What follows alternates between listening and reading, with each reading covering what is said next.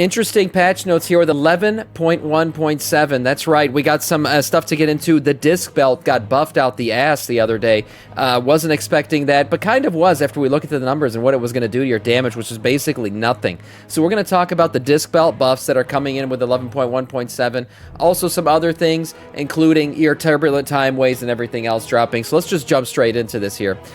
These are the official patch notes for 11.1.7. Yes, it is going live next Tuesday for the US and NA servers, and then of course for Europe you're getting it on Wednesday, so that would be June 17th for everybody who's on these NA servers with me. Talking about the new things that are going to be happening. Obviously we know the new campaign in Questline, we've talked about this a couple times now. The lore walking with Lore Walker Cho. You'll be able to be the Lich King. I'm very excited to do this. We're going to have a Xal'atath questline, Ethereal one, and a Lich King one, of course. Overcharged Delves. Yes, your Delves basically with Mythic plus affixes, where you will collect yourself the disc belt that we're going to get into here, because that thing wasn't that exciting. It was a biz belt, but it wasn't really doing enough to really be considered a best-in-slot item until these buffs that just hit over last night. We'll talk about what those did for the belt. And then new UI options, obviously assisted highlight and the single button assist. If you haven't heard about the single button assist yet, you probably don't play this game anymore, because people have been bitching about this thing since it's been announced. So those things are going to go live, of course. And then the Turbulent Time Ways. Yeah, that's right. Battle for Azeroth, Turbulent Time Ways. We're going to get some return to Battle of Azeroth dungeons and stuff like that. That's kind of exciting. And if you do a certain achievement 5 times, you will get yourself the Infinite Pirate Dragon mount. That's right. Probably the best Turbulent Time Ways mount we've ever seen. And then the Greedy Emissary returns, the Diablo event. That's right. We're getting a recolor of the recolors of the up-res of your tier 2 sets. That's right. So yeah, those will be cool to get.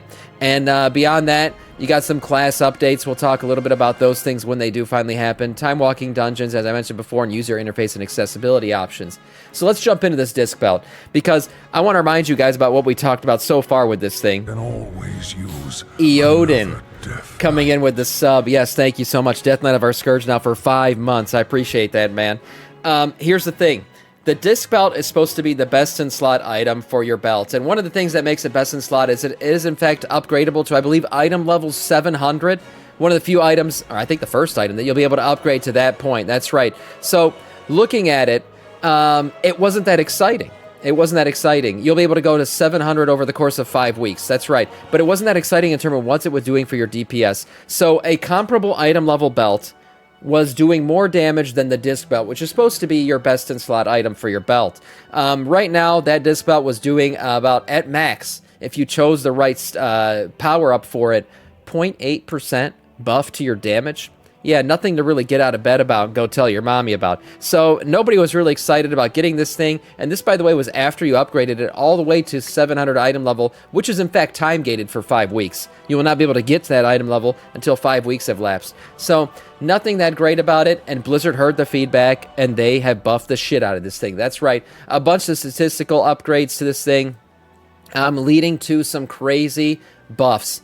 Overall, Charge bolts damage was increased by 141%. Cauterizing bolts. If you're wondering what these are, by the way, these are the powers that you'll be selecting with the belt. So you can see the powers right here. You'll pick one, probably the best in slot one for your class, and it'll give you certain power-ups that will exist outside of Delves as well. So that's why this makes this the best in slot for you. Critical Strike of Critical Chain increased by 43%. Spark Burst Haste increased by 45%. Static Charge, a little bit of a buff there. It was 1 second to go off. Now it's 0.75 seconds for the proc rate. Electric Current Mastery increased by 8%. Charge Touch Healing increased by 15%. Energy Shield increased by 15%. And Charged Crystal damage increased by 40%. So some really big buffs across the board. It is borrowed power in a way. Yes, I see what you're saying, Meow Mix. It's basically the Cersei circlet of this patch. Blizzard seems to be enjoying putting like a best in slot item for every patch now, or every one of these 0.7 or 0.5 patches to give us something to do. Yeah, this one's going to be that. It is a time-gated thing, so 5 weeks once you get the disc belt to fully upgrade it. But, at least it's going to give us a decent damage boost now, whereas before, this thing wasn't that excited, even beyond just the 700 item level. A plus 22 key was completed. That's right. For the first time last week, we saw a plus 22 completed in this season. And the makeup of the group, to nobody's surprise, we had Vengeance Demon Hunter, Balanced Druid, Disciplined Priest, Arcane Mage. Kind of surprising. I wasn't sure if it was going to be Arcane or Fire here, but Arcane seems to be have taken over the majority of these polls. And then Unholy Death Knight. So there you go. The meta spec, right? Nothing too crazy about it. This is, in fact, the meta, has been the meta for basically this entire season. They completed a plus 22 key. Overall participation rates and everything, kind of, similar to what they've been. A little bit of a drop-off since the pump that was the Empowered event, whatever the hell that thing was called, the Turbo Boost event. That's right. So a little bit of a drop-off, but no surprise here. Season 3 just around the corner. We expect numbers to kind of be dropping off here. Finally, probably to me, the most exciting event of the entire 11.1.7 patch, this Turbulent Timeways event. That's right, a 7-week-long event where of those 7 weeks, 5 of the weeks you're going to want to get this achievement to unlock this freaking glorious-ass mount. Yes, our boss, or what is it? Our captain is a dragon moment. That's right, from back in BFA. You will be able to drive or fly around on the Infinite Pirate Dragon mount.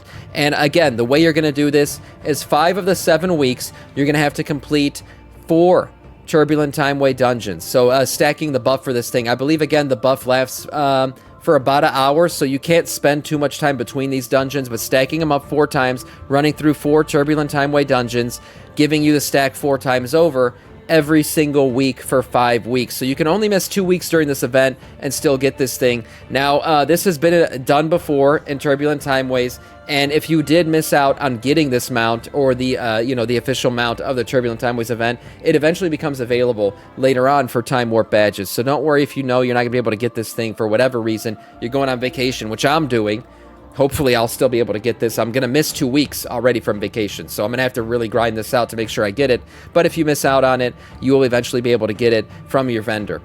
Besides that, there's also 2 other really good-looking mounts that are coming with this BFA event. For 5,000 badges each, you can get yourself the Albino Nightsaber or the Albino Raptor. These are not faction bound. You can get them on either side or either faction, which is really nice, and they will cost you, again, 5,000 badges to get these. Besides that, not too much going on in the WoW universe. That is all today in terms of news.